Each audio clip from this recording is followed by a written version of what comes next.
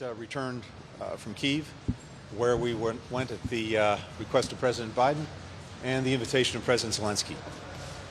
We had an opportunity to demonstrate directly our strong support, our strong ongoing support for the Ukrainian government and for the Ukrainian people. This was, in our judgment, an important moment to be there, an important moment for Ukraine, for the war.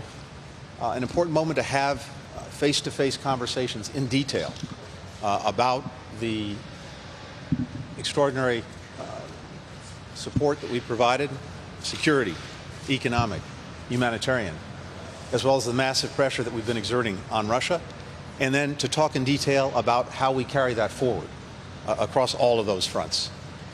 I would say that without putting words in his mouth, President Zelensky expressed deep appreciation for President Biden's leadership and for the incredible generosity and support of the American people. In turn, we expressed deep admiration for his leadership, for the extraordinary courage of Ukrainians in standing up to and pushing back this Russian aggression. Part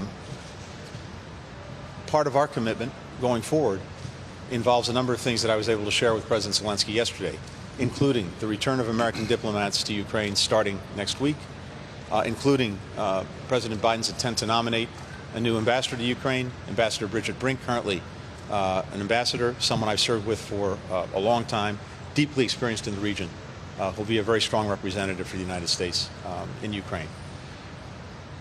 We had an opportunity as well to talk about where this goes from here. With the success that Ukraine has had, it's also true that Russia continues to try to brutalize parts of the country. And the death and destruction that we continue to see is horrific. But Ukrainians are standing up, they're standing strong, and they're doing that with the support that we have coordinated from literally around the world. The strategy that we've put in place, massive support for Ukraine, massive pressure against Russia, solidarity with more than 30 countries engaged in these efforts, is having real results. And we're seeing that when it comes to Russia's war aims, Russia is failing, Ukraine is succeeding. Russia has sought as its principal aim to totally subjugate Ukraine, to take away its sovereignty, to take away its independence. That has failed. It sought to assert the power of its military and its economy. We, of course, are seeing just the opposite.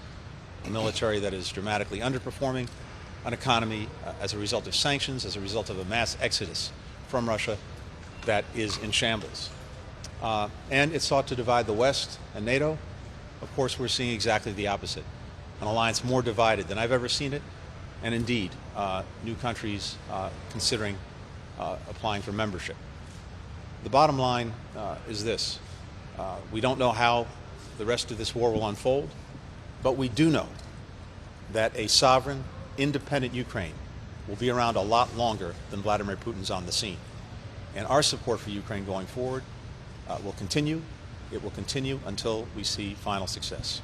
During the meeting, we expressed our deepest condolences to the President for the loss of so many civilians and, of course, the loss of those courageous troops that have done just a magnificent job of pushing back Russian forces. We also expressed our admiration for their professionalism and for their commitment to defend their democracy. It's been extraordinary to watch, and I think everyone would agree with me there. I agree with Secretary Blinken that the President did express his deep appreciation, along with the Minister of Defense and the Chief of Defense, their deep appreciation for what the American people have continued to do to ensure that we get them as much assistance as possible, as quickly as possible.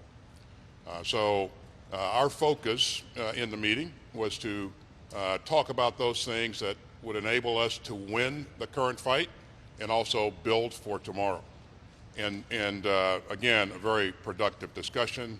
We talked about security force assistance, and we talked about training And we also talked about the key things that we're going to discuss in the session that I'll conduct tomorrow at Ramstein with a number of ministers of defense and chiefs of defense. This session is focused on doing things to generate additional capability and capacity for the Ukrainian forces. And so it's a great opportunity to get a good update from the Chad and from the Minister of Defense and from the President on the things that they are focused on, the things that they need. That'll enable us to have a more productive discussion with the Chads and Ministers of Defense tomorrow.